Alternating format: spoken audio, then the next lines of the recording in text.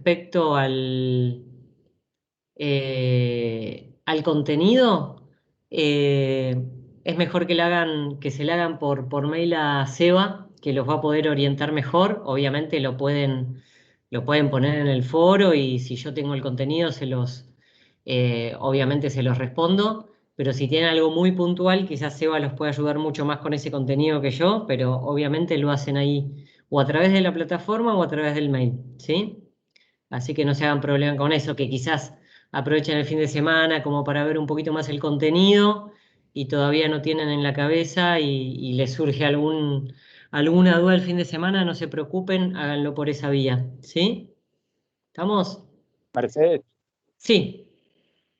yo necesito, porque el lunes me pedí el día en el trabajo, necesito un justificativo como día de estudio. Sí. ¿Eso a quién se lo pido?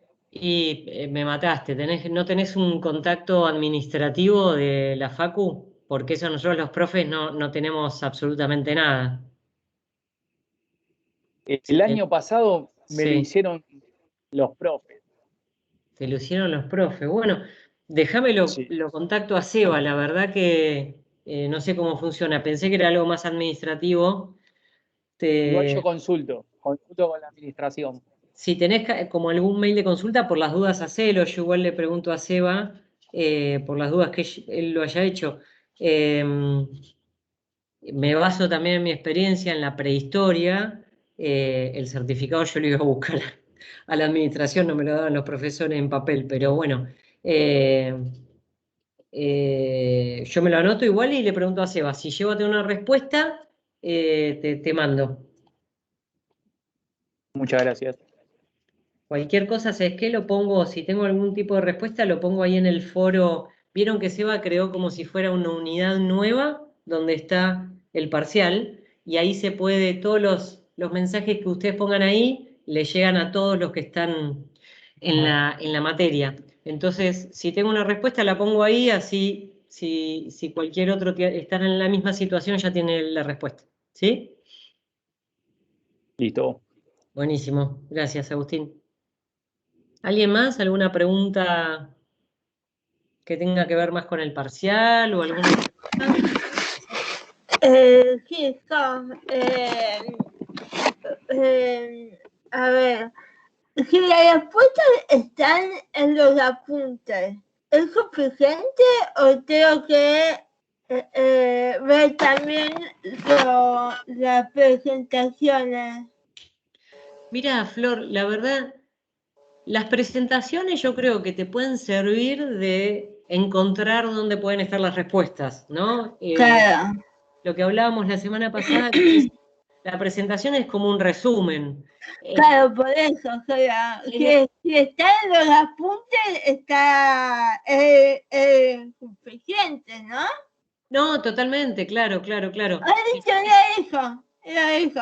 Bueno, Lo, bueno, lo leía así nomás porque de verdad no me senté, tuve que hacer otras materias. claro, Innovación no es la única bueno, materia. bueno, Tengo cuatro materias más, por eso claro, todavía no me senté 100%. Pero claro, claro.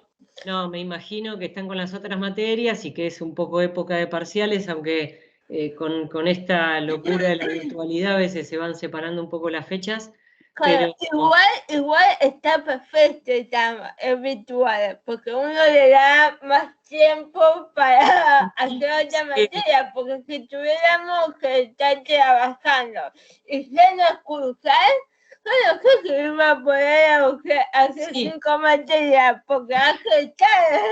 sí, totalmente. Cuando vuelva a la normalidad veremos cómo nos volvemos a adaptar, ¿no? Pero bueno, Sí, me encantaría que quede virtual. La verdad que a mí sí, estoy bien cómoda con. el otro día hablaba con una profe, hablaba de eso, y con una hermana que tengo que está haciendo una carrera en la facultad que me decía lo mismo, que mucho debate en todas las materias de que bueno, si va a seguir siendo virtual, ¿no? Pero bueno, ahí veremos. Es lo mejor, te digo porque a mí, siendo a laburar, solamente a laburar me cansa. Sí. Yo vivo en San Giro y trabajo en Plaza de Mayo. Y la verdad que aunque no haga mucho en el trabajo, estar 12 horas fuera de casa y más de viaje, la verdad que a mí me cansa. La verdad que aunque no quiera mucho laburo, pero... Y sí, y a la fuerza también nos acostumbramos a esta situación, entonces sí, me encanta, sí, me encanta. La verdad que no quiero que vuelva, la verdad que... Claro, te querés quedar con la virtualidad full. Pero bueno, sí, uno también te acostumbras a que te ahorras las horas en el bondi y todo eso, y bueno, veremos qué pasa. El próximo cuatrimestre pinta como que vamos a seguir igual, pero bueno, hay que ver. Ahí mete toda la materia que pueda. Claro. Volver. Hay que aprovechar ahora, así que bueno, aprovechen. Bueno, claro, bueno, aprovecha ahora. Sí, obvio, sí. Muy bien. Bueno, y con respecto a lo del contenido, yo creo que, por un lado, lo que hablamos la semana pasada, las presentaciones te ordenan un poco dónde está el contenido y después, obvio, van a buscar el material y ahí van a tener todo lo de las preguntas. Probablemente las preguntas tengan un poquito de elaboración, ¿sí? Que no es voy, lo busco, pego y lo recorto y lo pego en el parcial. Seguramente entonces estén atentos a eso, que probablemente lo que pides es un poquito elaborar los conceptos o poner... A mí un poco me cuesta un poco eso. Sí, capaz que alguna definición, alguna palabra lo pongo usted, pero no todo con mi palabra me cuesta un poco. Claro, bueno, pero lo interesante es eso, que puedas leer el texto, que puedas también entender lo que dijo el profe en la clase, que está más en el PPT o en la clase grabada. Entonces, a veces también escuchar la clase es también cada uno como está acostumbrado a estudiar, ¿no? A mí, por ejemplo, cuando estudiaba, me servía muchísimo más la clase que ir sola a inventarme con el texto, ¿no? Entonces, ayúdense con todos los recursos que tienen en el campus. Eso también es una ventaja de poder tenerlo ahí. Antes, cuando íbamos a la clase, bueno, estabas en apuntes, pero no tenías la ventaja de tener la clase grabada. Así que bueno, aprovechen todos los recursos. Y tiempo, es tiempo también, un poco de tiempo. Bueno, ¿empezamos? ¿Qué se acuerdan de la semana pasada? Cultura, vimos cultura en las organizaciones. ¿Qué conceptos les quedaron por ahí dando vueltas? ¿Alguien se anima?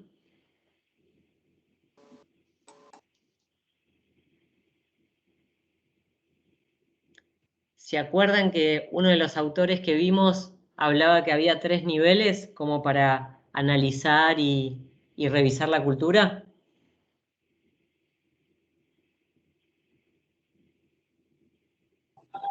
Sí. ¿Se acuerdan? Había igual ahora lo vamos a repasar. Bueno, si nadie se acuerda, vamos a la PPT que siempre yo pongo unas primeras. Yo lo tengo acá. Sí. ¿Cómo lo dirías con tus palabras, Agustín? Que a veces eso ayuda más a que todos lo entendamos que leer lo que yo puse, ¿no? La verdad es que no me lo acuerdo con mis palabras, lo tendría que mirar y ahí te lo podría decir. Está bien, como pero te salga. puedo hacer que el primer nivel era lo analizable, o sea, lo que se podía observar, que es lo tangible.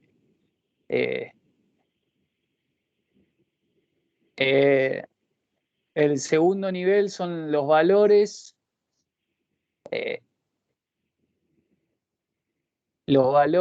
Y que están validados por el grupo.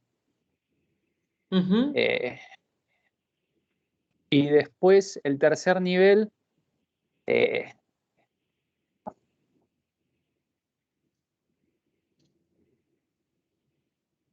Es como que son, o sea, son las presunciones básicas, pero dice que las creencias van cambiando. Claro. Van cambiando o Ujú. sea, creo que el PPT ahí usa la palabra variaciones. No, pocas variaciones. Claro, porque No, sí, de alguna manera esas presunciones básicas, aunque no estén escritas en ningún lado y son, obviamente que no son tangibles ni se ven, son como esas creencias que se comparten, que si bien cambian, pero tienen cierta estabilidad, por eso le dan una identidad a esa cultura. Así claro. que gracias, Agustín, buenísimo. Mira, Bueno, empezamos y ahora vamos a repasar un poco lo que estábamos acá comentando con Agustín, justamente. Acuérdense que estamos partiendo estas últimas clases. Si se acuerdan, en la última clase volvimos a partir de acá y en la anterior, que hablamos de las estructuras y todo, introdujimos este concepto de la innovación dentro de las organizaciones con un enfoque global, ¿no? Y cómo podemos de alguna manera propiciar en las organizaciones que haya innovación o la podemos restringir y que cuando analizamos eso tenemos que tener en cuenta todos estos aspectos. El liderazgo, los recursos humanos, cómo es la gestión de cómo se aprende y cómo se guarda el conocimiento en esa organización, cómo se miden y se da seguimiento a los resultados, las redes cooperativas, que ya nos hablaban de cómo la organización se relaciona más con el afuera. Eh, Acá hablábamos de la inteligencia de la competencia y el entorno. Es básicamente todo lo que vimos en la primera clase que tuvieron conmigo, cómo las empresas y las organizaciones tienen en cuenta, lo estudian, lo analizan, el entorno y todo lo que tenga que ver con el afuera de la compañía y obviamente la competencia es uno de los factores principales. Después hablábamos de la cultura organizacional, que la semana pasada fuimos bien profundo en eso, y las estructuras que hablamos la anterior clase.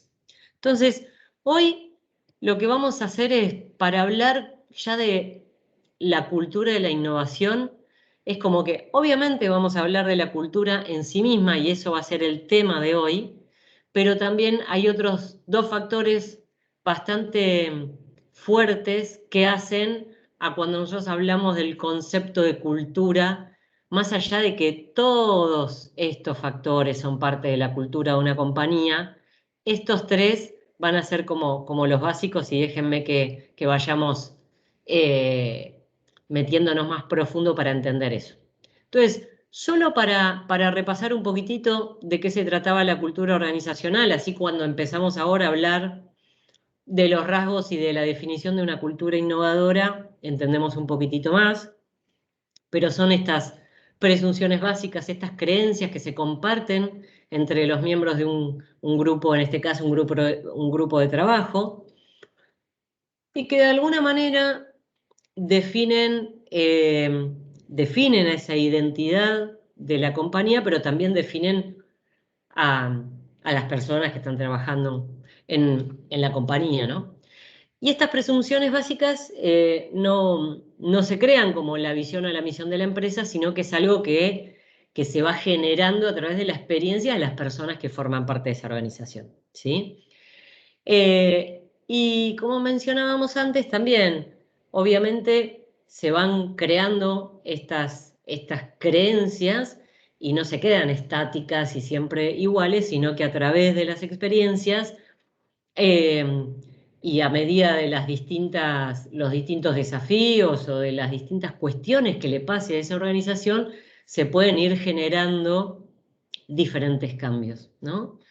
Y por eso decimos que son estables, como decíamos hace un ratito con Agustín, son estables porque eso da cierta identidad y caracterizan, como dice ahí el chart, la cultura, pero también son moldeables, ¿sí? Por los miembros y van cambiando y van evolucionando, van haciéndose diferentes, ¿no? Si, por ejemplo, una compañía opta por por un nuevo modelo de gestión, por supuesto que eso va a traer distintos impactos en lo cultural, ¿sí? No solo en lo tangible en ese primer nivel, y ahora me meto para que repasemos los niveles que tiene y cómo lo vemos, la cultura, ¿no? Decíamos que lo primero tenía que ver con las producciones, artefactos y creaciones culturales, dice. Entonces ahí es todo justamente lo tangible, lo que vemos. Entonces, cómo está diseñado el espacio, cómo es el lenguaje que se utiliza dentro de la compañía. Hay muchas empresas, por ejemplo, que usan muchos acrónimos internamente, y eso hace un lenguaje distinto. Muchas empresas que usan algunos términos, bueno, yo les acabo de decir chart, que es una palabra en inglés, y a veces se mezcla en palabras técnicas y palabras de otros idiomas que se van incorporando, en cómo es el lenguaje escrito. Mercedes, Sí, ¿acrónimo qué es? cuando vos haces el nombre o nombrás algo por sus siglas, ¿sí? Entonces, por ejemplo, se me vienen todos en inglés a la cabeza, porque yo trabajo en una empresa americana y tenemos todos, pero por ejemplo, en recursos humanos usamos un acrónimo que se dice COE, y es Centro Operacional de Excelencia, ¿sí? Entonces, por ejemplo, eso tiene que ver con el modelo operativo de recursos humanos, que tiene centros de excelencia o de expertise, se dice también. Por ejemplo, especialistas de compensaciones o especialistas de liquidación de sueldos, ¿sí? Entonces los acrónimos son eso, pero después hay, uno se va acostumbrando, pero hay muchos, no sé. Todo el tiempo estoy hablando así y ahora no se me viene ninguno a la cabeza. TA, ay, le mandaste la solicitud a TA, TA es Talent Acquisition, ese reclutamiento. Entonces, muchas veces las compañías tienen esas jergas, las empresas, las jergas internas, que muchas veces lo hacen con acrónimos, que son las iniciales de las palabras que quiere decir algo. Obviamente también la palabra escrita no es lo mismo, como hablábamos la vez pasada, que yo hago una comunicación visualmente muy atractiva, con gráficos, con pocas palabras, a que haga un memo, un memorándum firmado por el presidente de la empresa. O sea, todas esas cuestiones que son tangibles nos empiezan a dar pistas de cómo podría ser la cultura de esa compañía. Y por eso ahí dice que a veces son tangibles, pero a veces es difícil de interpretar, y lo que no tenemos que caer es en el error de, con uno o dos elementos, sacar algunas conclusiones o sobreinterpretar algunas cuestiones, ¿sí? Entonces, por eso es que vamos a combinar los tres niveles y vamos a tratar de buscar, si nosotros tuviésemos que hacer un análisis de una cultura, tratar de combinar algunos elementos para poder tener una lectura más completa de la cultura. Que si se acuerdan, en la clase pasada yo les dejé como unos, creo que son 7 pasos, como, bueno, ¿cómo podría empezar a analizar una cultura organizacional? El segundo nivel tiene que ver con los valores, ¿no? Y son principios que también, obviamente, comparten y por eso validan el grupo de personas que conforma esta empresa. Y como ejemplo, ahí tenemos la estrategia, la visión. Acuérdense que al final de la clase pasada estuvimos revisando cómo las empresas en sus páginas de internet publican de alguna manera su visión o su misión para atraer talento, ¿no? Entonces veíamos desde esa cuestión más declarativa de las empresas cómo uno puede empezar a leer algunos rasgos de la cultura, ¿sí? Este segundo nivel obviamente es menos tangible, porque a veces, más allá de que la visión o los valores o los principios de la compañía estén escritos, igualmente tienen como como mucha carga de significado, entonces no todo está en las palabras exactas, sino un poco lo que está atrás y cómo se conecta con la historia de la compañía, ¿sí? Y por último, las presunciones básicas que ya hablamos recién un poquitito, pero creo que lo que está resaltado en negrita abajo es lo que les puede ayudar como a concretarlo en una definición, que son ideas, creencias, pensamientos, sentimientos, ¿sí? Que mueven la manera de actuar dentro de la organización y que dan también un sentido, ¿no? A los miembros de la organización. Los ayudan a entender cómo actuar también, cómo se dicen ciertas cosas, cómo se piden, cómo se desafía, ¿sí? Entonces, si bien no están escritas en ningún lado y no están postuladas, pero están ahí, viven, se mueven entre los miembros de la organización. Entonces, bueno, una vez que hicimos esta intro, como para acordarnos un poquitito de lo que vimos la semana pasada, lo que yo les decía que ahora nos vamos a poner a hablar de una cultura organizacional que construye para la innovación, ¿sí? ¿Qué elementos debería tener? Ahora, cuando hablamos de esta cultura para la innovación, por lo menos yo me quiero meter como más profundamente en 3 aspectos. Uno, como la cultura misma, de qué vamos a buscar de esa cultura para que pueda incentivar la innovación. Después nos vamos a meter en la próxima clase en el liderazgo, de cómo deberían de ser los líderes de organizaciones que empujen y alimenten la innovación. Obviamente vamos a hablar de estilos de liderazgo, de formas de liderar.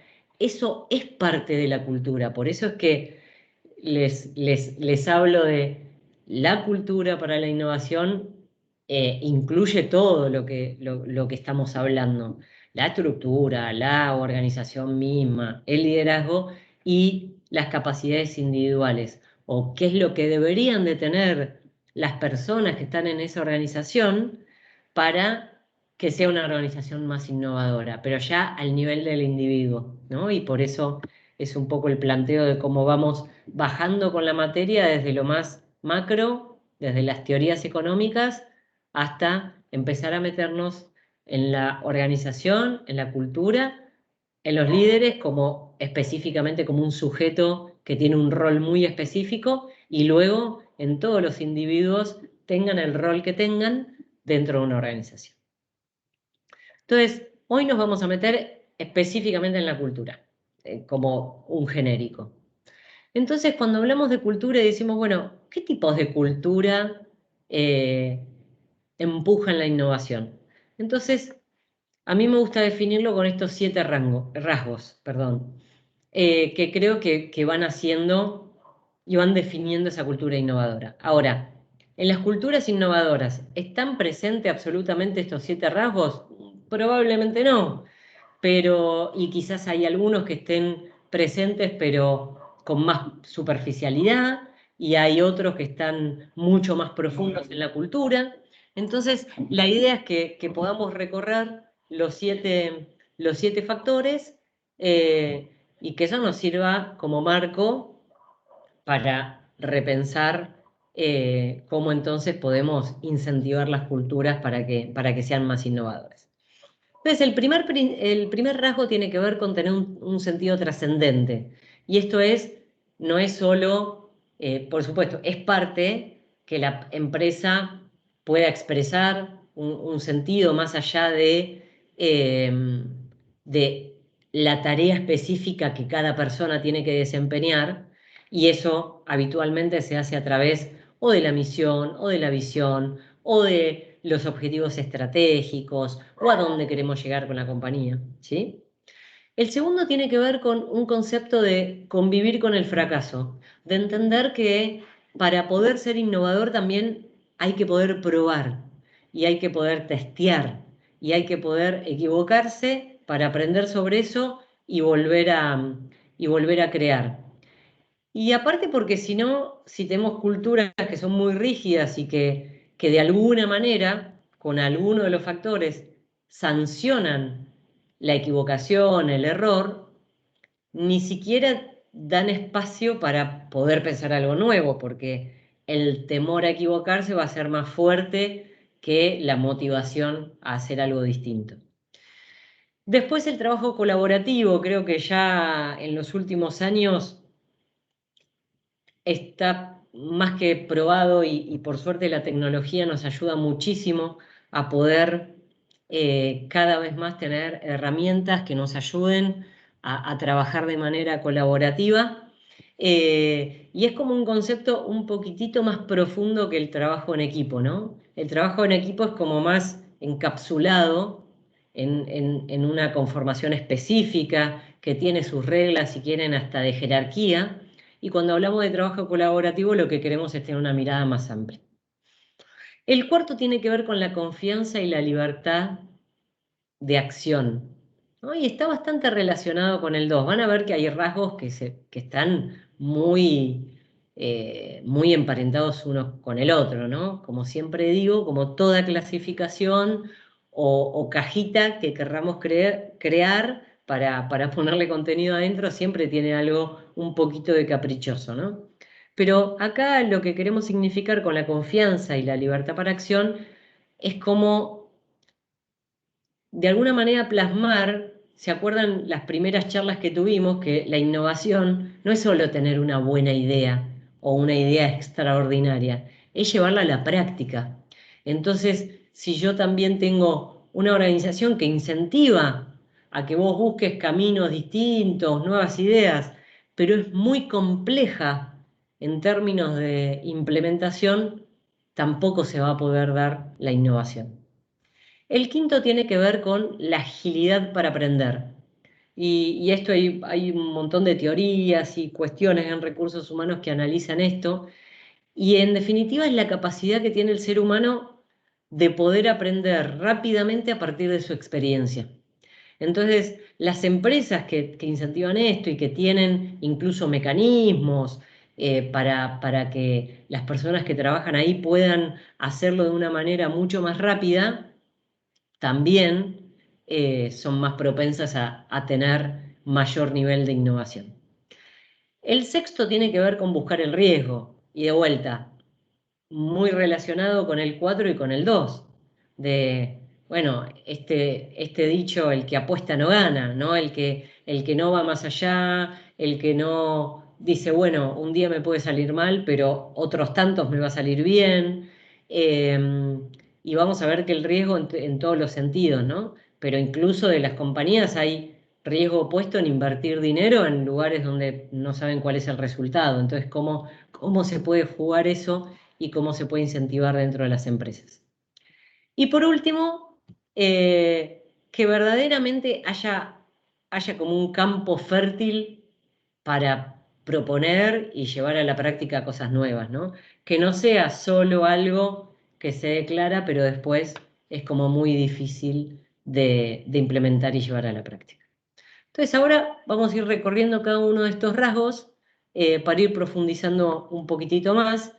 Y en muchos les traje, después se los voy a poner en el campus, le pido mil disculpas que se me fue totalmente la cabeza, no les puse el contenido de la clase pasada y lo puse ahora, hace un ratito, como a las 5 de la tarde, les puse todo el contenido de la clase pasada. Les voy a poner también los links para el que quiera ir a ver las charlas de TED y los distintos videos que van a tener en alguno de estos factores que hacen a la cultura más innovadora. Entonces, como decíamos antes, el primero tiene que ver con tener un sentido trascendente. Y suena un poco grandilocuente, ¿no? Pero creo que el ser humano naturalmente busca esto, busca un sentido, obviamente que todos lo buscamos en lo personal, un sentido, un propósito, un objetivo, llámenlo como quieran, pero que vaya más allá del día del aquí y el ahora, más allá de que después hay distintos perfiles y puede haber personas que son mucho más de la acción y están mirando mucho más el hoy y el momento presente, pero siempre en algún en algún punto tienen alguna referencia que los lleva a otro lado, ¿no? Y esto, cuando lo llevamos al plano de la empresa, ¿en qué nos ayuda? Nos ayuda a darle un sentido a las actividades que uno hace todo el tiempo, ¿no? A las tareas, a las obligaciones diarias, ¿no? Y sería como muy difícil quizás, no sé, si estamos, hace un ratito estaba hablando con alguien de finanzas por unos roles, unas posiciones que hay que son de cuentas por pagar, son las personas que le pagan a los proveedores, ¿no? Entonces, bueno, si yo lo pienso que mi tarea es, bueno, viene la factura, la cargo en el sistema, después la paso a tesorería para que la paguen, después reviso la cuenta del proveedor para ver si se hizo el pago correctamente, y solo me quedo con eso, es como bastante, quizás más pesado, más tedioso, probablemente no me motive demasiado.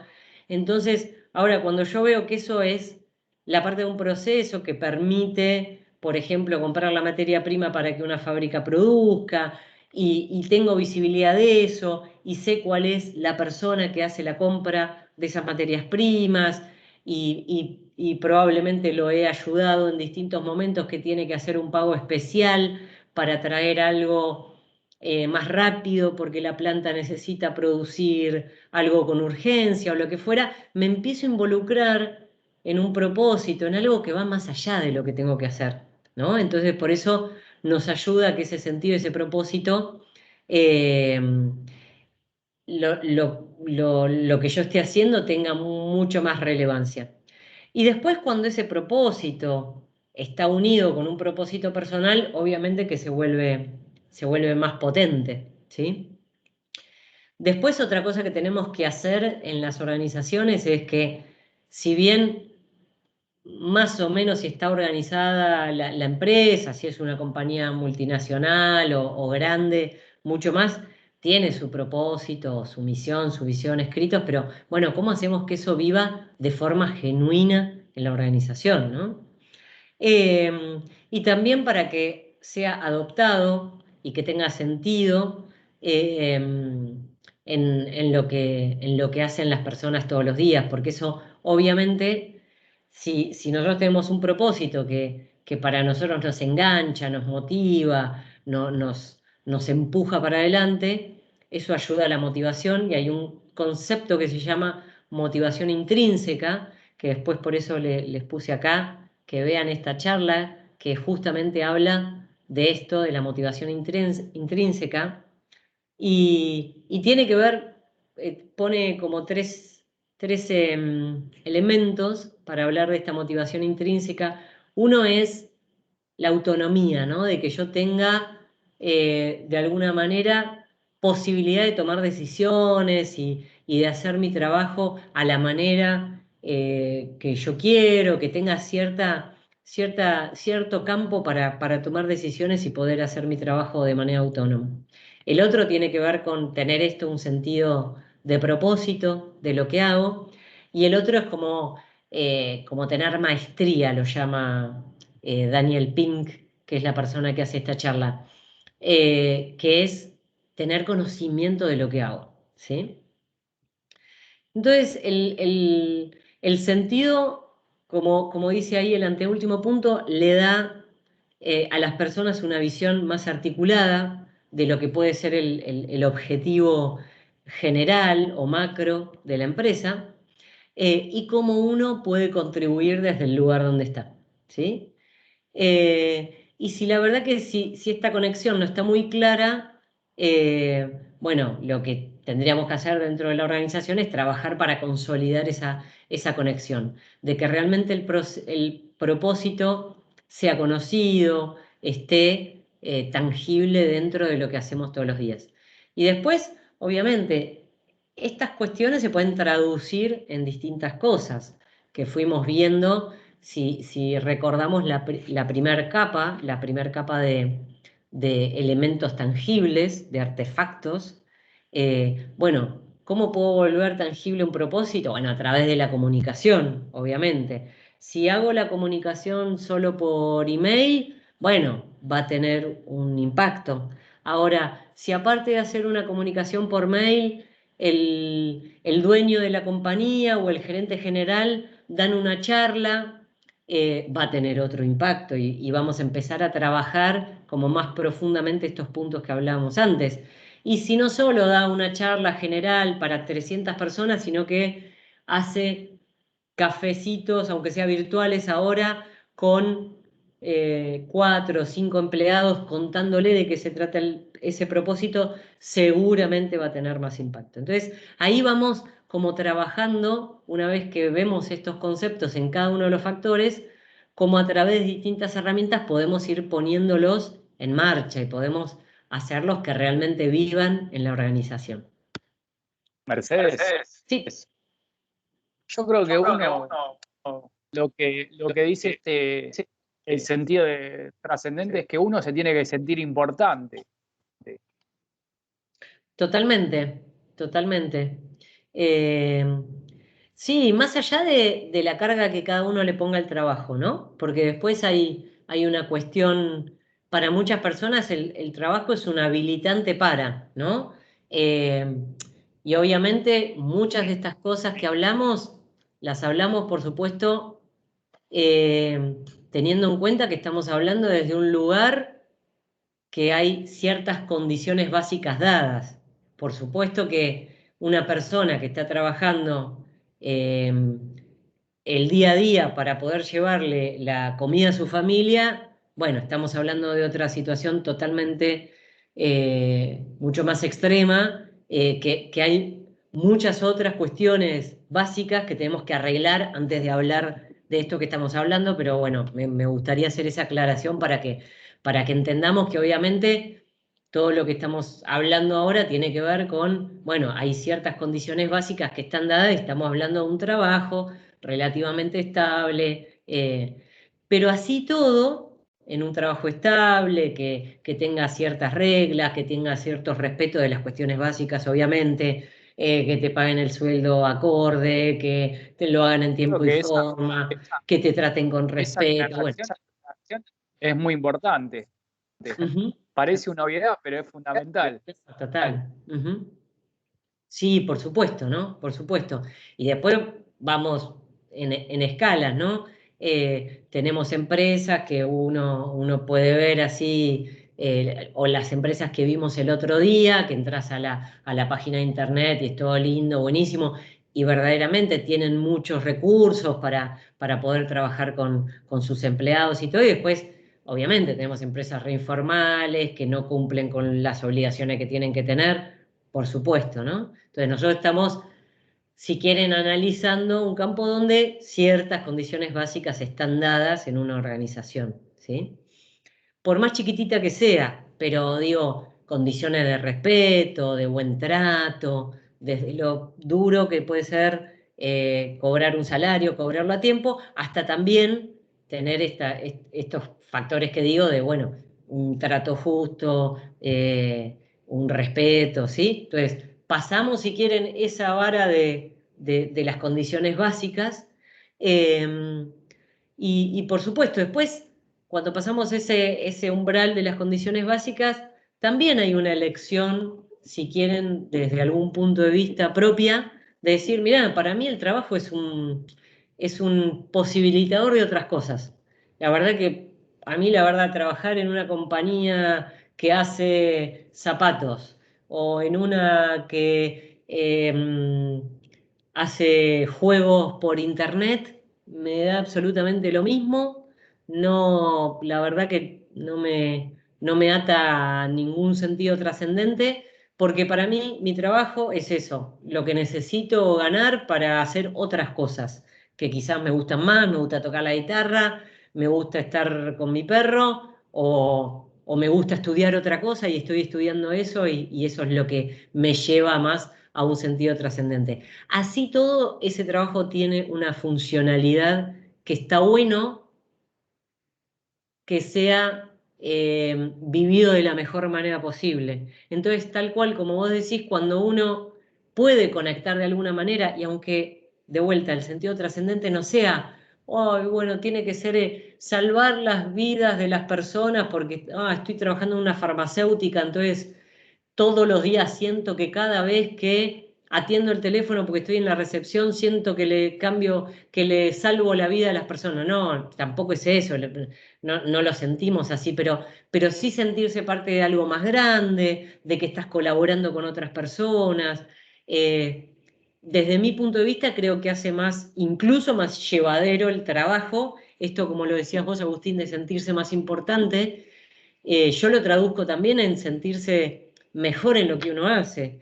Y la verdad que finalmente muchas veces pasamos muchas horas de nuestro tiempo en el trabajo, entonces encontrar esas pequeñas cosas que puede ser el disfrute con los otros compañeros, de hacerte amigos, de llevarte bien, de ayudarlo, de intercambiar lo que sea, consejos. Creo que está bueno porque hace también a nuestro bienestar dentro de un trabajo.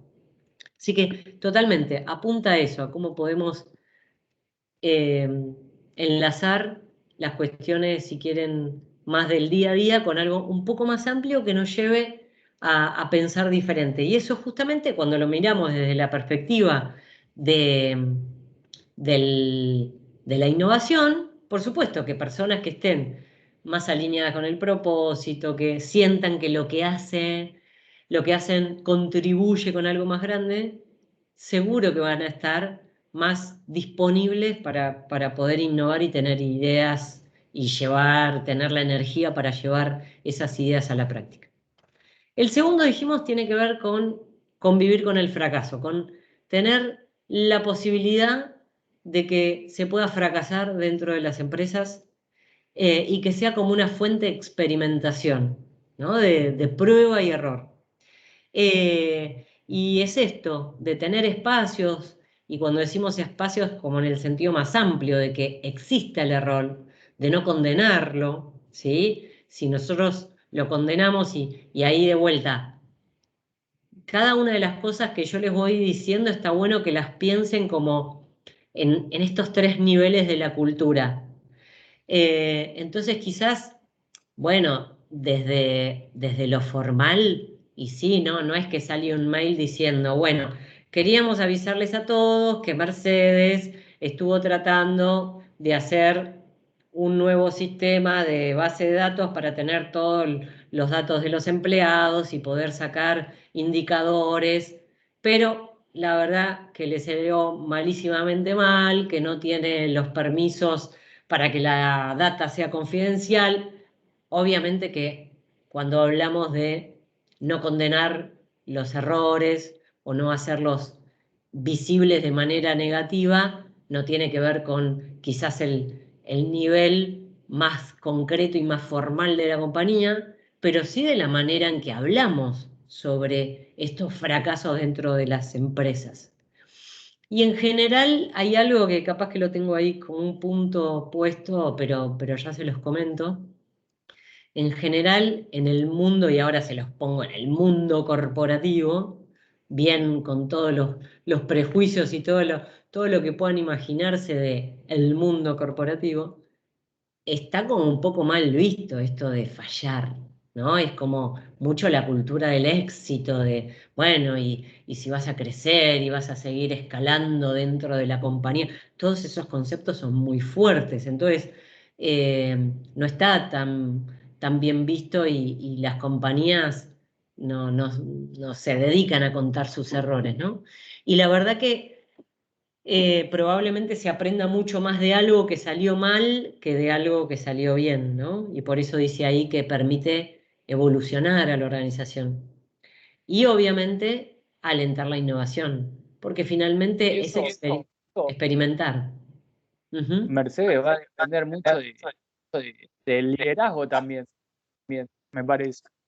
Totalmente, totalmente. Todo, por eso todos los factores que estamos hablando están siempre todos mezclados en esto que llamamos cultura, ¿no? Entonces, también tener un sentido trascendente y que yo, si estoy trabajando en la recepción de una empresa, realmente me sienta parte de algo más grande, también va a tener que ver con mi jefe y con cómo es el liderazgo de esa empresa, ¿sí? Por supuesto. Y en este factor en específico, 100%. O sea, si nosotros tenemos incluso a veces hasta desde el chiste, ¿no? De hacer chistes con respecto a quién se equivocó, quién lo hizo mal.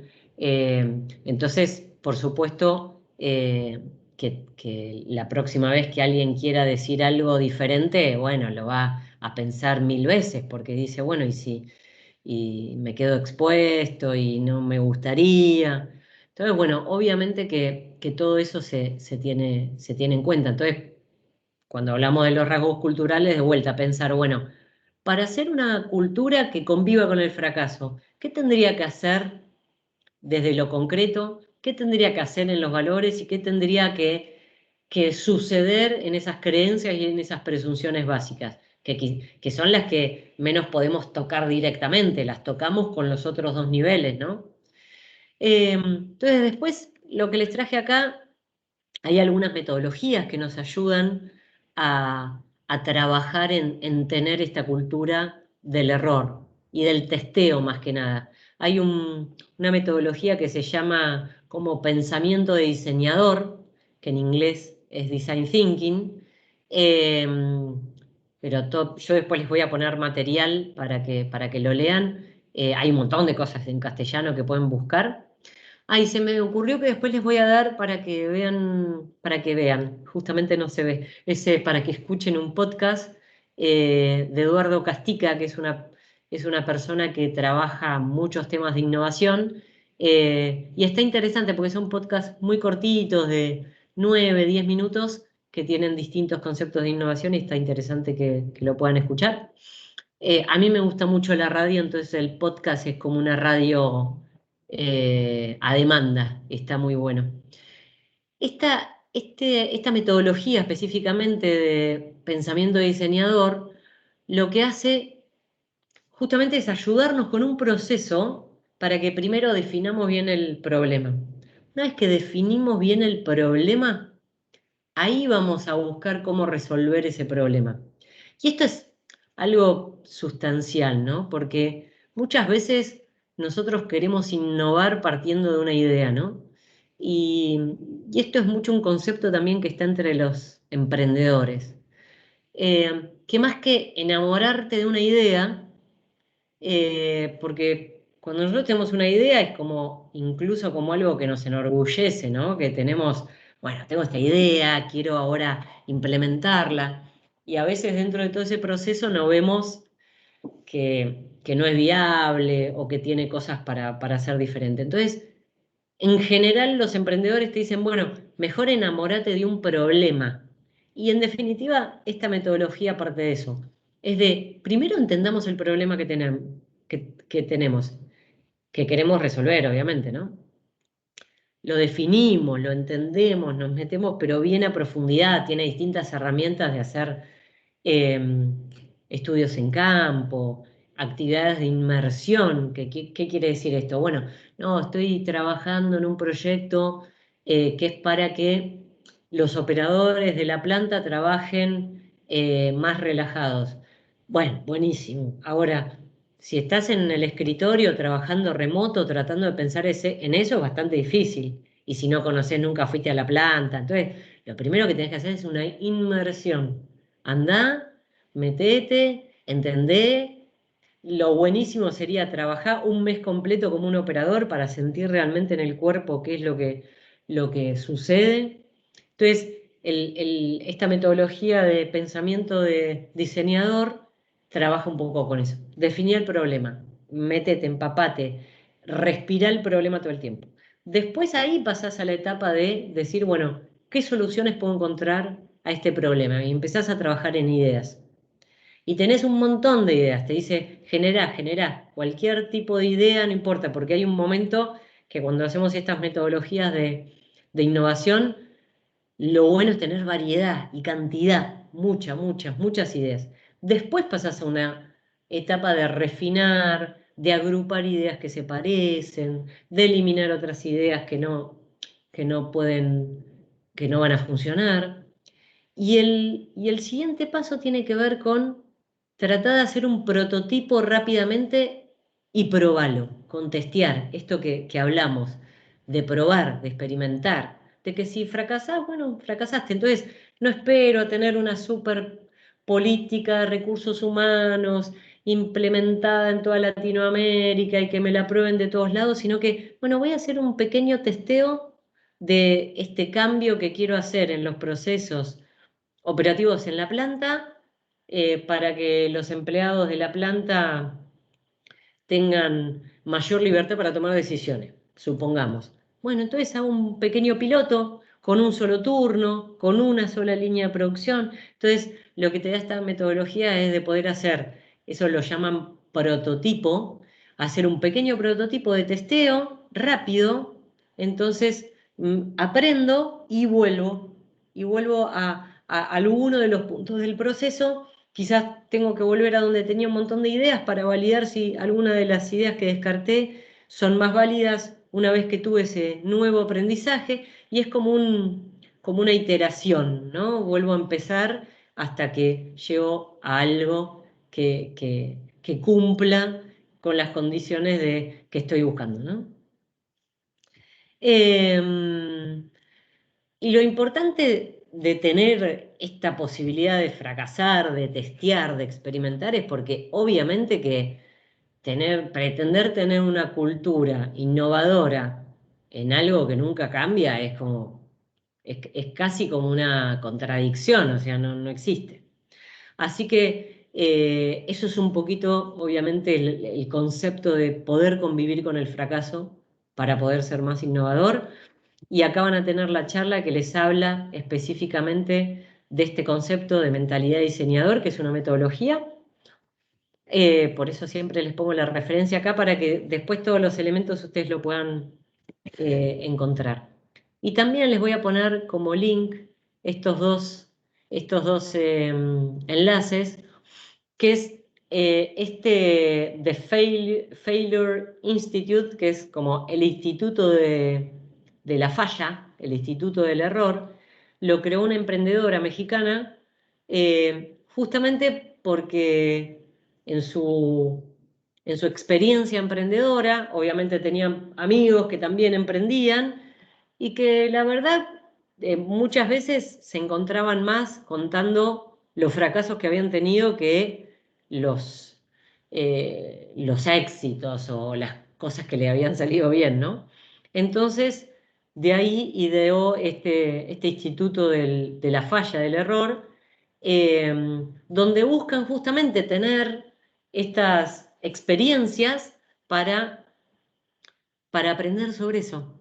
Entonces, ¿cómo se puede capitalizar un error y aprender sobre eso y ser mucho más creativo a partir de ese aprendizaje que de algo que nunca sucedió, ¿no? Y lo que tienen abajo son unas actividades que hacen desde el Instituto del Error, que se llaman Fuck Up Nights, que es como, no sé si alguien sabe más inglés que yo sé un poco, pero fuck up es como eso, como la cagaste, dicho en criollo, y son como si fueran, es como el lado, de alguna manera, como el lado B de las charlas TED, ¿no? Son unas charlas más cortitas que justamente cuentan fracasos para que les sirvan como de aprendizaje a otras personas, y es un movimiento que lo hacen en todas partes del mundo. Y creo que en el 2018, por ahí, estuvieron acá en Argentina y en el Centro Cultural Conex hicieron el evento ahí. Así que nada, eso es para que lo vean, para que al que le interesa que investigue un poquitamente. Bueno, Puede tercer ser factor. Sí. que en el mundo de los negocios es muy común hablar o dejar un precedente de los fracasos para que otro no repita. Sí, vos dijiste, Agustín, dejar precedente el fracaso o no querer dejar precedente. No, como una advertencia. Ujú. Claro, bueno, si vos lo haces eso en términos de aprendizaje, está buenísimo. Sí. Si lo haces en términos de amenaza, advertencia, vas a crear un círculo vicioso donde la gente no va a querer traer ideas nuevas, no va a querer experimentar, ¿no? Lo bueno sí es capitalizarlo como un aprendizaje, porque eso nos permite justamente, bueno, por supuesto, una empresa está hecha para ganar dinero, lisa y llanamente, con lo cual tampoco se puede fracasar siempre. A veces no hay presupuesto para experimentar, ¿no? Entonces, lo bueno es que ese fracaso, ese error, esa experimentación se use para algo que cambie algo en el futuro, ¿no? No, lo decía como aprendizaje. Claro, sí, pero está bueno, obvio. Hay dos cosas fundamentales de esta parte del fracaso. Por un lado, que la gente entienda que está permitido y que puede fallar, que no tiene que ser todo perfecto, porque eso permite generar más ideas y que la gente proponga. Y por otro lado, poder aprender de cosas, porque ese fracaso de hoy puede ser que con 2, 3 elementos diferentes pueda ser un éxito o algo positivo el día de mañana, tal cual. Cuando yo tuve la oportunidad de escribir un libro que lo saqué en el 2017 y que habla obviamente de todos estos temas que estamos hablando, entonces entrevisté a un viejo jefe mío cuando yo trabajé en Cadbury, por eso conozco el caso de los chicles, de cómo se abrían los chicles. Y en aquel momento Cadbury tenía una línea de caramelos, de gomitas y pastillitas como las pastillitas, ¿conocen las pastillitas Punch o la Yapa? Que son esas pastillitas chiquititas duras.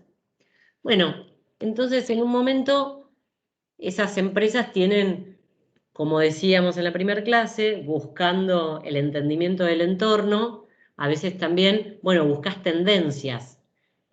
Para una empresa como era Cadbury en aquel momento, que era una empresa de golosinas, bueno, podés buscar tendencias de sabores, ¿sí? Y hay empresas que se dedican a, a desarrollar esencias, ¿no? No sé, esencia de dulce de leche, esencia de chocotorta, entonces ahí ya estás hablando de otras cosas. Y en aquel momento, pero esto hace 1000 años, no sé, debe haber sido en el 2005, no sé, no me acuerdo bien la fecha, vino una tendencia o tuvieron una tendencia dentro del equipo que innovaba y que desarrollaba productos de un sabor que es el famoso sabor de el copo de nieve, no sé, yo le digo copo de nieve, pero eso que te hacen en los carritos en la plaza que es de azúcar, el copo de azúcar, que con un palito... El algodón. El algodón, eso, el algodón de azúcar. Gracias.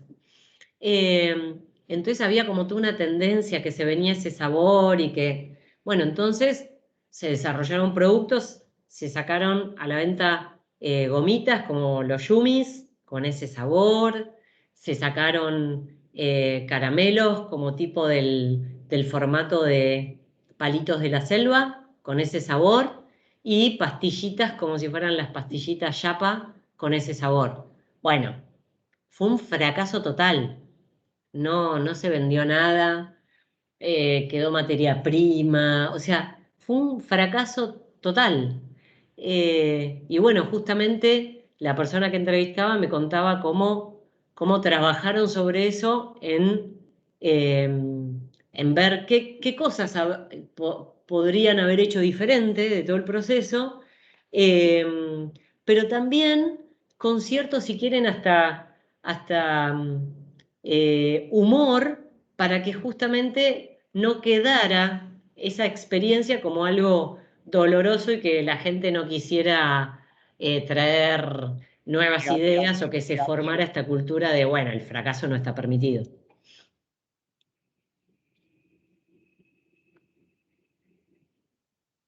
Bueno, el tercero tiene que ver con el trabajo colaborativo, que hablábamos antes.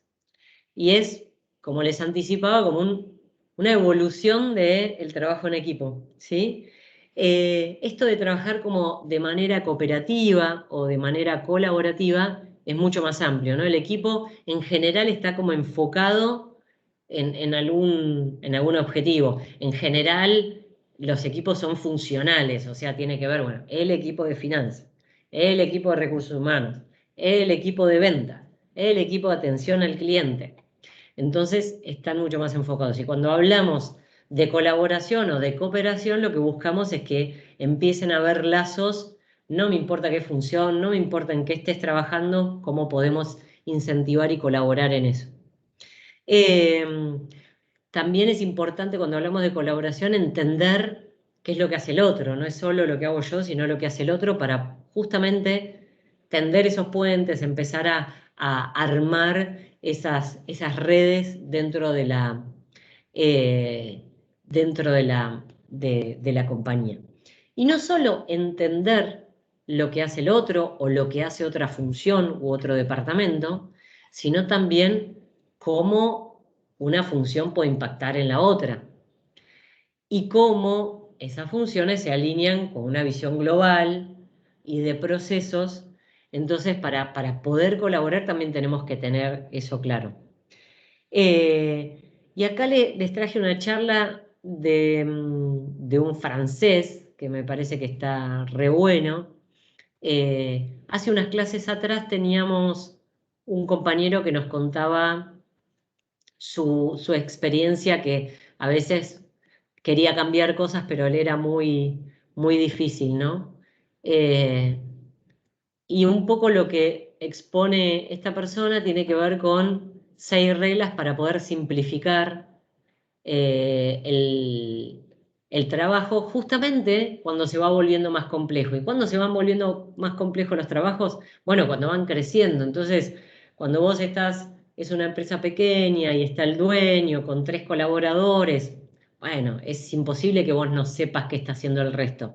Ahora esa empresa crece y ya tiene 20 personas que trabajan, entonces dice, bueno, tengo que separar la gente que trabaja con la administración, con la gente que trabaja en ventas y la gente que trabaja en logística. Entonces ya se van formando áreas que empiezan a tener su propia lógica.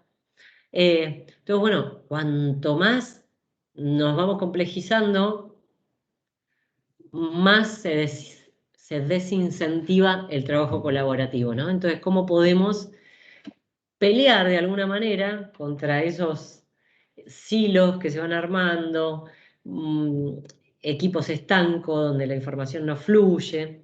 Por eso él dice que hay que pensar la organización como un sistema nervioso donde todo está conectado y cómo podemos trabajarlo desde la organización para conectarlo cada vez más, ¿no?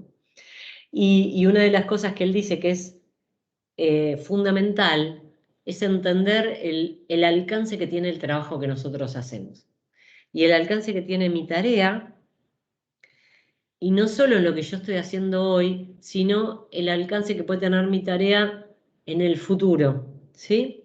Y él da muchos ejemplos de la industria automotriz, pero si nosotros seguimos con el ejemplo de la persona que hace pagos a proveedores.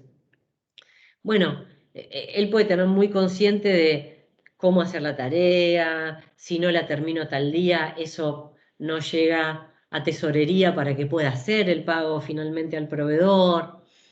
Pero hay otros impactos que pueden estar más allá y que a veces está bueno tener conciencia de esos impactos para poder trabajar más de manera colaborativa. Entonces, otro impacto puede ser no solo que no esté para tesorería, pero si no llega el proveedor y la materia prima no está en el tiempo acordado, bueno, no va a poder venir a la planta probablemente se quede unos días sin poder producir y no tengamos los stocks de productos terminados para mandarle a nuestros clientes, o sea, y todo a raíz de un trabajo de cargar facturas en un sistema para poder pagarlas. Entonces, esa mirada también nos ayuda a trabajar de manera más colaborativa. Y obviamente lo que dice acá el orador, que tiene un nombre medio raro porque es francés, Yves no sé cuánto, tiene que ver con el perfil de las personas, obviamente, que están en esa organización. Y otra vez, volvemos, siempre que hablemos de personas, todos tenemos que tener las condiciones para que la cultura pueda ser innovadora, pero definitivamente los líderes tienen mucha más responsabilidad que los colaboradores o que los empleados, ¿no? En ese juego de cómo armo la comunicación, de cómo hablo con la gente, de cómo transmito algo. cómo toma las decisiones, ¿sí? Entonces, por eso dice que los perfiles que integran, ¿sí? Que construyan para una verdadera colaboración, ¿sí? Esos perfiles que no están mirando, bueno, no, pero yo tengo que hacer esto en mi área y no me importa nada lo que está haciendo el de al lado y son más mezquinos y están viendo sus propios resultados. Entonces, no, tienen que ser perfiles que integren, ¿sí? Para poder llevar realmente una organización a que tenga un nivel de colaboración fuerte. Bueno, hasta acá, ¿alguna consulta, comentario? Perdón, tengo una consulta. ¿Los silos a qué se refiere? Cuando en las empresas se termina o en cualquier organización trabajando como en una área que no se comunica con el resto, como un silo, estoy encerrado en mí mismo, ¿sí? Hay un dicho que es cuido mi propia quintita y no me importa la de al lado, ¿sí? Entonces, cuando empieza a haber ese tipo de comportamientos dentro de las empresas, es re complejo porque si finanzas solo está mirando lo que pasa en finanzas y no le importa nada de lo que pasa en ventas, bueno, obviamente que el trabajo colaborativo está lejísimos, pero aparte incluso muchas veces se ponen en riesgo los resultados de la compañía, ¿no? ¿Qué más? Antes de que vayamos a un break, recreo, perdón.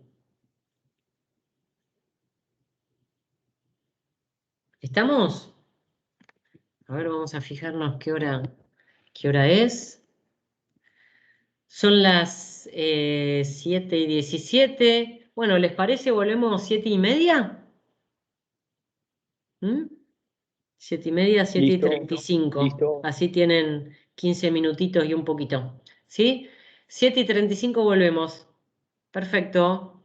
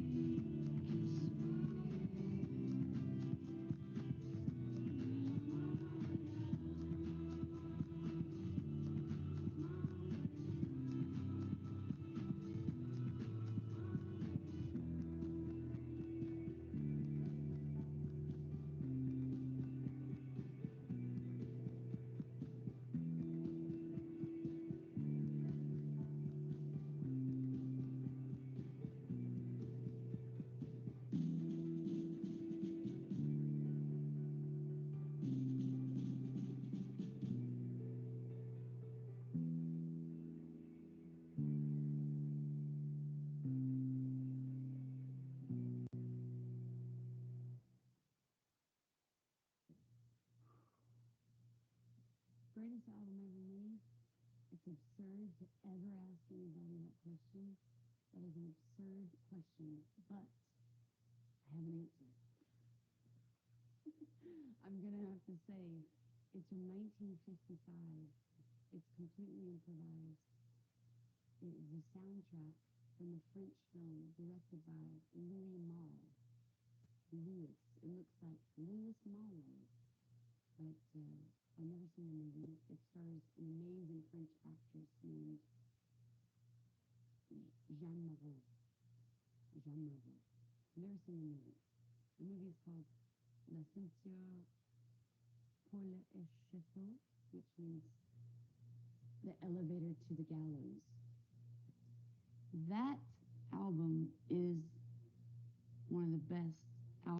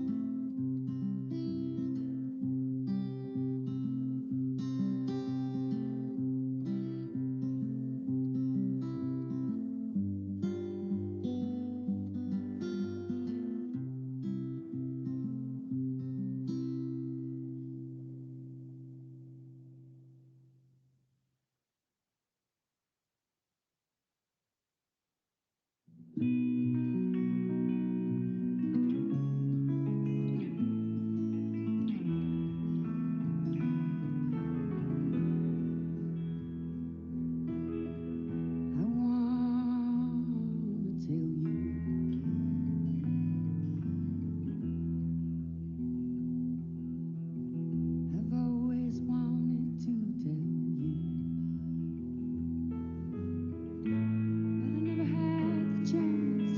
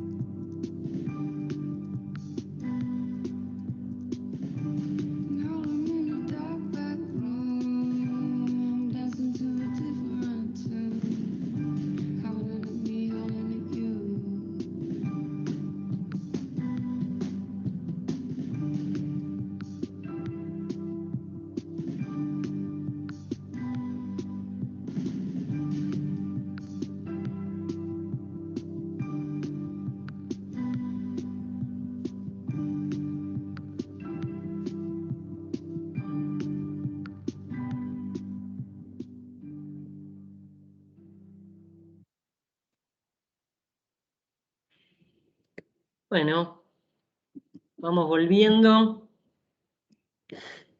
Vamos a seguir con los últimos 4 puntos que nos faltan.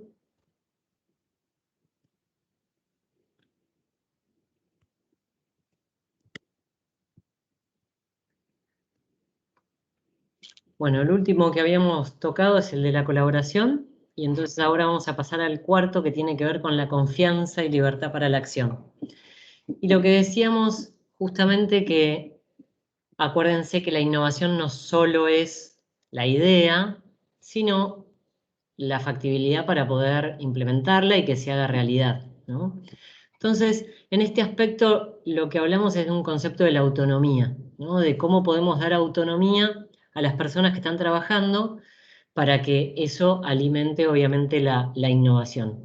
Entonces acá hablamos de minimizar puntos de control, tratar de minimizar procesos que no sean muy rígidos para poder justamente que surjan nuevas ideas de los colaboradores. Dar confianza también es permitir que los empleados puedan manejarse con, como decíamos antes, con cierta autonomía para buscar una manera distinta de hacer las cosas.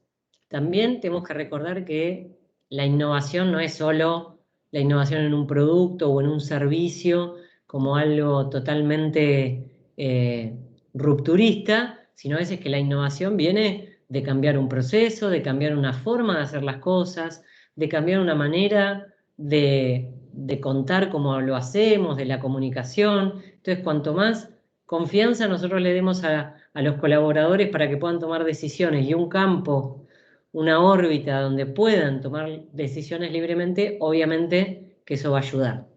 Entonces, si tenemos menos punto de control, si descentralizamos el poder y la toma de decisiones, también eso ayuda a la innovación.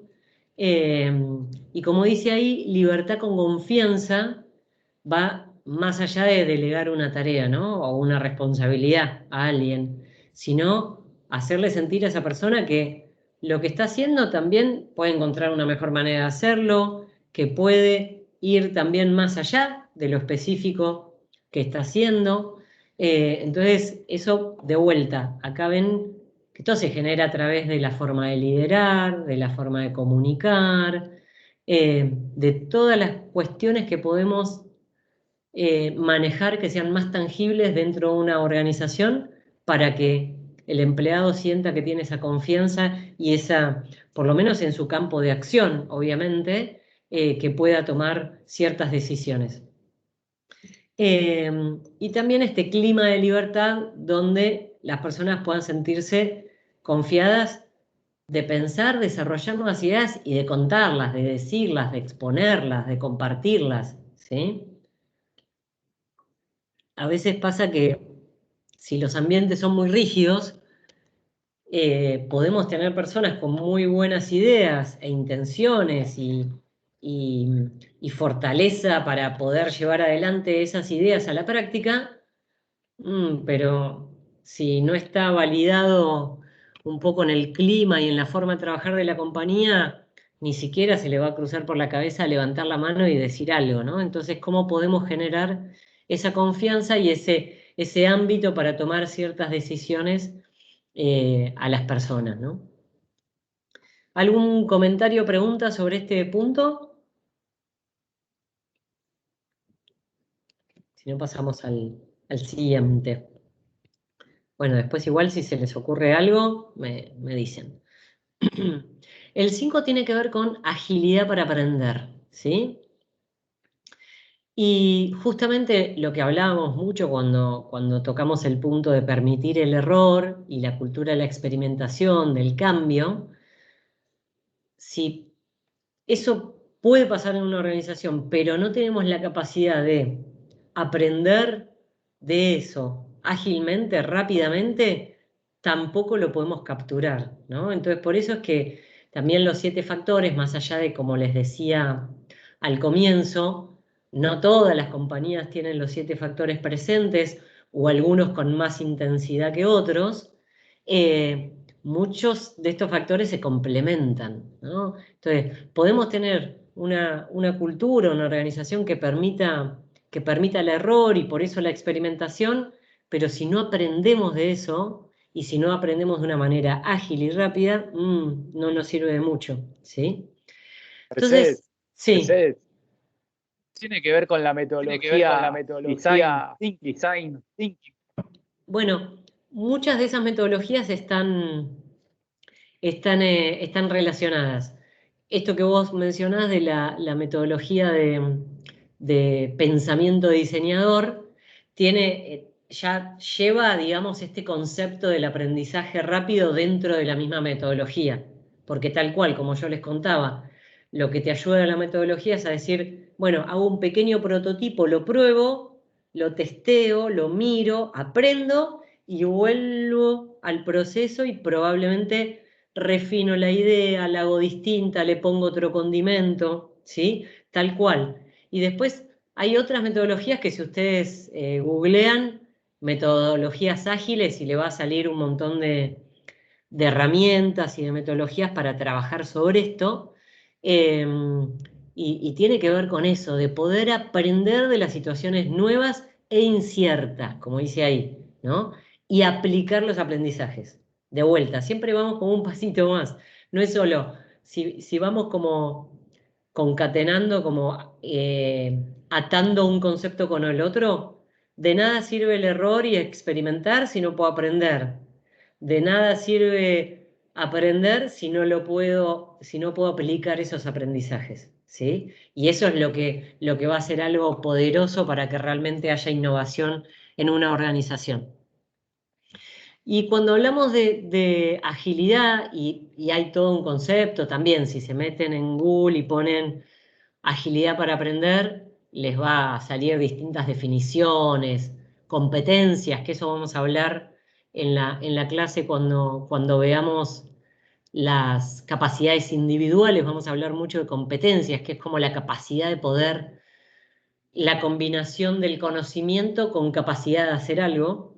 Y hay mucho de material de la competencia de agilidad para aprender. Y la vemos en estos 4 aspectos, ¿no? Principalmente. Por un lado, lo vemos desde agilidad mental, ¿no? Que es cómo yo, a partir de esa experiencia o de eso que es nuevo, incierto, diferente, puedo pensar las problemáticas diferentes, puedo racionalizarlo, puedo analizarlo.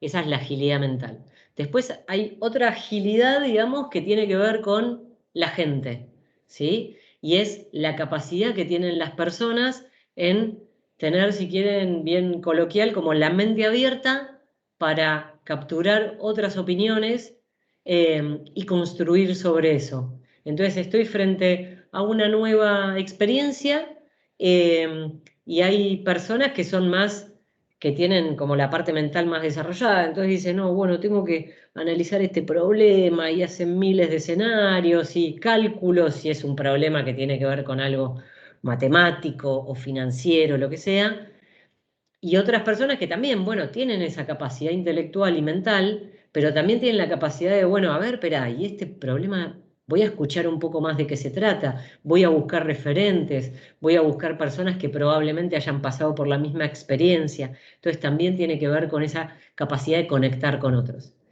Después está la agilidad con los resultados. Sí. Mirá, este ítem como que me choca un poco cuando dice como que no sirve si no tenemos la capacidad de aprender ágilmente. Yo entiendo que es un recursos en juego. Pero le da un poco valor al que asume un riesgo. Poco valor no te escuché bien. Al que asume el riesgo. No, total. Bueno, pero ahora vamos a pasar a la parte de riesgo, ¿no? Que está más adelante, que es el último factor. Y como te decía antes, se complementan todas, ¿no? Pero igual te digo que aprender ágilmente también tiene en ese concepto un poco de toma de riesgo.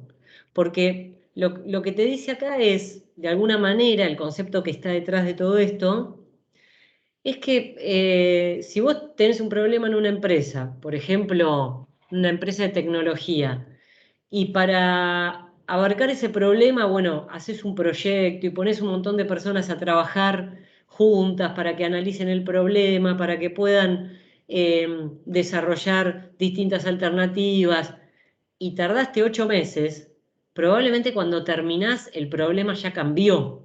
Entonces lo que te habla es de cómo podés generar en las organizaciones una capacidad de poder, primero de aprender de las experiencias y de vuelta, como decíamos antes, aprender de los errores de cualquier experiencia, y no dejarla como, bueno, nos pasó esto, pero ahora doy vuelta a la página y empiezo con algo diferente. No, ¿cómo podés capitalizar lo que está pasando, sea dentro de la empresa, sea fuera de la empresa? Y creo que justamente aprender ágilmente conlleva un riesgo, porque si nos ponemos a pensar en la agilidad mental, lo que te está diciendo es, bueno, tener esa capacidad intelectual de poder analizar un problema, pero si vos te quedas analizando el problema mentalmente, digo, haciendo análisis de cálculo de lo que fuera, de vuelta, 5 meses, quizás te perdiste una oportunidad. Por eso es como la combinación un poco de todo y la toma de riesgo está muy implícita en todo esto.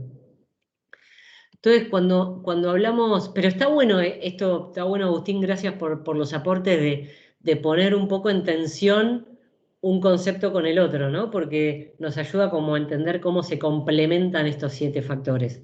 Y después cómo los vamos haciendo jugar en una situación particular, con un problema particular, con personas particulares, ¿no? Todo eso te va cambiando la perspectiva. Esto es la parte teórica, ¿no? La parte, si querés, más,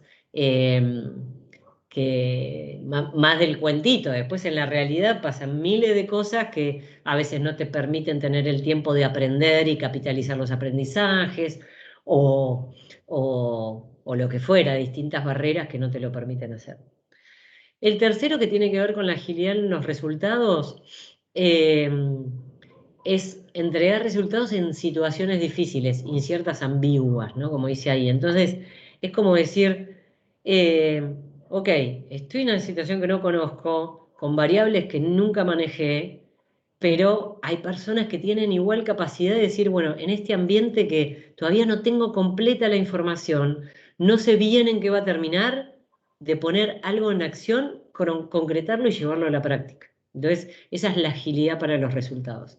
Y el último tiene que ver con el autoconocimiento, que es, ya mirado desde la óptica personal, es cómo también generamos esa capacidad en la gente de poder ver cuáles son sus fortalezas y cuáles son las partes que no tienen tantas destrezas, que son más débiles, ¿no? Porque eso es lo que te lleva cuando vos realmente conocés tus limitaciones, es cómo te podés complementar con otros o con otras soluciones, cómo uno se puede complementar y construir desde ese lugar, ¿no? Entonces este es un poco el concepto de agilidad para aprender que tenemos que tener también en las culturas innovadoras. ¿Algún comentario o pregunta sobre esto?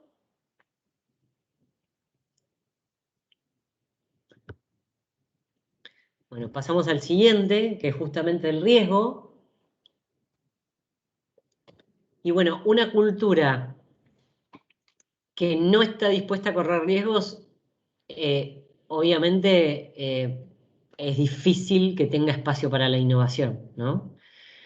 Y lo que queremos puntualizar acá, que no solo es una empresa que se aguanta el riesgo o una organización que se aguanta el riesgo, sino que de alguna manera lo va a buscar, lo incentiva, ¿sí? Entonces, ¿cómo hacemos que los colaboradores expandan un poco los límites de sus responsabilidades? Entonces, nuestro famoso ejemplo con la persona que carga las facturas de los proveedores, que la verdad que si ve que hay algo que está mal en el proceso, busque ese riesgo de ir y hablar con un gerente o con alguien o con el de la otra área que le pasa las cosas de una manera que para él no son efectivas y le entorpecen su trabajo. Entonces, A eso hablamos de expandir un poco los límites y las responsabilidades. Y el otro componente es que a veces necesitamos tomar decisiones en situaciones que no están totalmente claras, ¿no? Y creo que, bueno, el último año y medio de pandemia es un ejemplo clarísimo de eso, ¿no? Muchas veces tomamos decisiones esta semana que la semana próxima no son viables porque las condiciones cambiaron y tenemos que tener en cuenta esas condiciones. Entonces, ¿cómo podemos, según el perfil de cada organización, incentivar esta toma de riesgo, aunque no tengamos todos los elementos para tomar una decisión? Y justamente esto último, ¿no? De cómo podemos hacer para tomar decisiones más rápidas, ¿no? Y balanceando, como les decía antes esa toma de riesgo. Quizás no tengo todos los elementos, quizás no pude hacer todos los análisis, quizás incluso no tengo todos los recursos para poder hacerlo, pero es más efectivo, es más valioso tomar una decisión rápida que esperar a tener absolutamente todo bajo control, ¿no? Entonces, creo que ahí es donde buscamos un balance en eso de tomar decisiones, probablemente sin toda la información en la mano, ¿no?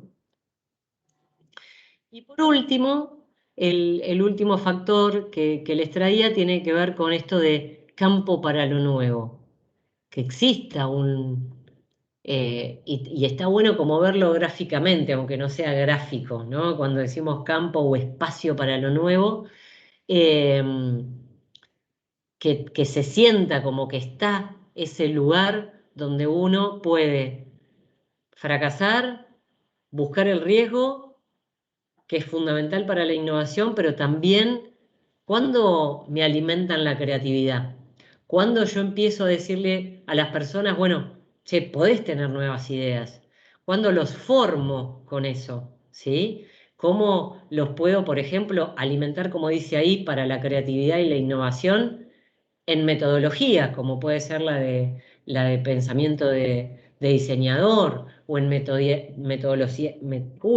metodologías ágiles que les permitan pensar de una manera distinta? ¿Cómo los incentivo? ¿No? Incluso hasta las empresas cuando nos vamos de vuelta y vamos como saltando de un nivel al otro de la cultura, si nos vamos al primer nivel de los artefactos, de las políticas, de los procesos, yo podría tener incentivos, sea por comisiones, sea por premios, lo que sea, que incentiven las nuevas ideas. Entonces ahí voy a tener un elemento concreto, un dispositivo de mi cultura que esté empujando a que yo pueda ser más creativo. Y esto también de generar espacios para que sea posible las nuevas propuestas, las cosas diferentes y que muchas veces sean disruptivos, ahí espacios está puesto en un sentido muy amplio. Espacios entonces tiene que ver con que haya tiempo para que la gente pueda pensar distinto, pueda conectar con otras personas en la organización y quizás con dos visiones distintas, una desde finanzas y otra desde logística, surja una idea distinta, ¿sí? Espacios desde las opiniones, de que pueda la gente expresar sus opiniones, espacios desde tener tiempo, desde que se permitan esos comentarios nuevos, ¿sí? Y por otro lado es como muy importante para esto, para lo nuevo, es como traer, ahí dice, la voz del consumidor o del usuario, y esta charla que les puse acá habla bastante de eso. Muchas veces las empresas, y más las empresas grandes que invierten mucho dinero en trabajar sobre la innovación y en formar a la gente en herramientas de innovación y etcétera, lo hacen con una mirada muy interna, ¿no? Muy de, bueno, ¿qué es lo que estamos haciendo? ¿Cómo lo hacemos? Y bueno, ¿cómo traemos el consumidor o el usuario adentro de la organización para entenderlo mejor y quizás ofrecer una solución nueva que nunca se nos hubiese ocurrido si no tenemos esa mirada del consumidor y de lo que necesita, ¿no? Y entonces, no solo traer esa voz, sino también escucharlo y tenerlo como mismo en la gestión de la organización, en los mismos procesos. Entonces, si nosotros tenemos procesos donde revisamos, bueno, la magnitud de las ventas, de la ganancia, de si es una empresa que hace comerciales y los pone al aire, o sea, en la televisión o en la radio, bueno, tiene distintas métricas para entender a cuántos consumidores va a impactar con ese mensaje. Puede hacer estudios para tener la opinión del consumidor si realmente entendió, si le gustó la marca, si le gusta el nombre de la marca, si le gusta la funcionalidad de la marca. Ahora, si nosotros tenemos todo eso, o sea, que es traer la voz del consumidor, pero no lo tenemos como incluido dentro de los procesos, si no le damos importancia, si no es una fuente para poder traer ideas nuevas sin pensar distinto, es como que, bueno, está ahí, pero no está vivo, no lo traemos a la mesa, ¿no? Y no lo traemos al pensamiento del negocio, ¿no? Entonces, sí, ahí hay miles de ejemplos que surgen de eso, de una necesidad de entender qué quiere o de un problema, como decíamos antes, de tener un problema y poder trabajar sobre eso, ¿no? Una plataforma, por ejemplo, como Waze, que es un navegador para encontrar direcciones o para usar como GPS en el auto, surge de eso, como de un problema de decir, bueno, ¿cómo puedo tener información de cómo llegar a un lugar, pero aparte de saber cómo está la ruta, de cómo llego?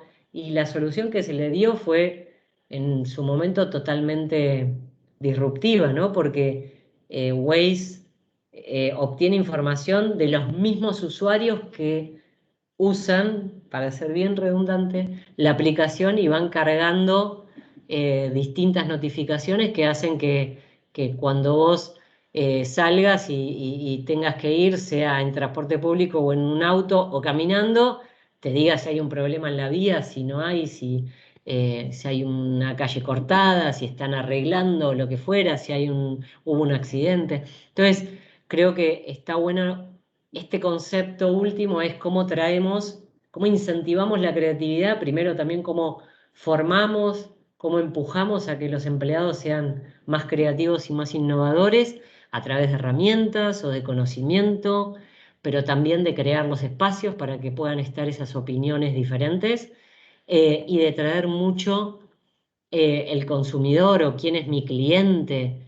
Si estoy trabajando en un negocio minorista y somos 3, 4 personas y cómo podemos entender mejor a las personas que entran al negocio de qué es lo que quieren, qué es lo que necesitan, cómo le podemos resolver cosas para que prefieran venir a mi negocio y no al que está 3 cuadras más para adelante. Entonces, eso es el campo para lo nuevo, es armar y tener una visión donde realmente la creatividad y la innovación tengan un espacio dentro de la gestión, ¿no? ¿Alguna pregunta, comentario?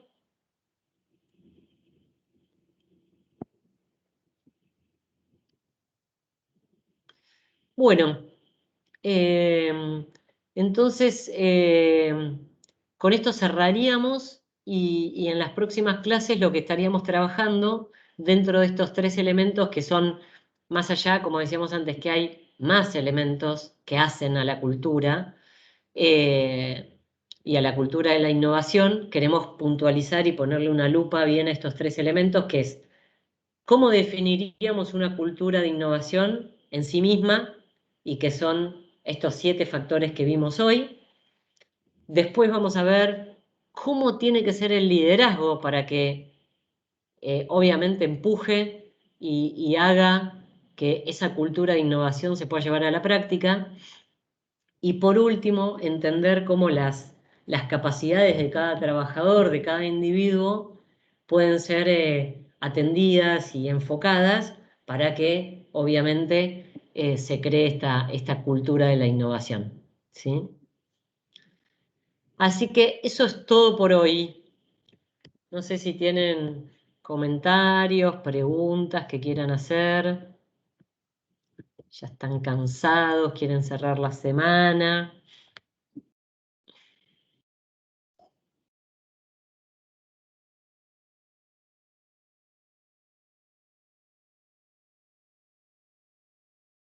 Si no se animan, lo pueden poner en el chat, en el mensaje.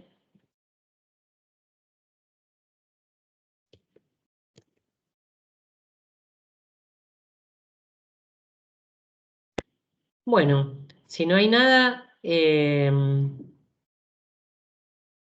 podemos cerrar acá. Ahí están poniendo que todo bien, que no hay nada, no hay ninguna pregunta puntual. Bueno, hoy sí voy a hacer la tarea y antes de ponerme a hacer otra cosa les voy a poner todo este material para que ya lo tengan disponible en el campus. Obvio, todo lo que vayan revisando, tengan dudas, quieran opinar, obviamente lo pueden hacer y súper bienvenido. Y si no, nos vemos la próxima. Cualquier duda que tengan con respecto